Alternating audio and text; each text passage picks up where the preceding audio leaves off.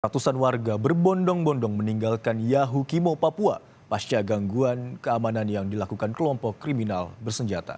Tidak ada penerbangan komersial, warga pun berdesakan memasuki pesawat Hercules milik TNI Angkatan Udara. Ratusan warga berdesakan di Bandara Nop Goliat Dekai, Yahukimo, Papua Pegunungan. Mereka mengantre untuk naik ke pesawat Hercules milik TNI Angkatan Udara. Sepekan sudah penerbangan komersial tidak melayani rute Yahukimo, sehingga warga rela berdesakan di dalam pesawat Hercules dan duduk di lantai pesawat. Dua maskapai komersial, Trigana Air dan Wings Air, memutuskan untuk menghentikan sementara penerbangan tujuan Yahukimo.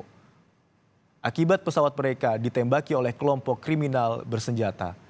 Sementara pemerintah Kabupaten Yahukimo pun meminta kepada maskapai Trigana Air dan Wings Air untuk kembali melayani warga dan berjanji memberikan jaminan keamanan.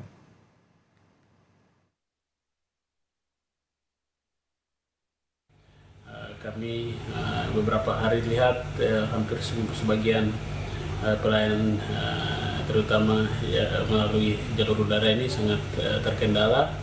Karena itu kami menyurati kepada pimpinan Wings Air kemarin terutama supaya dapat melakukan pelayanan seperti biasa dan kami memberikan jaminan keamanan terutama di sekitar bandara Nop Goliat Dekai sehingga tidak terjadi penembakan atau gangguan penerbangan.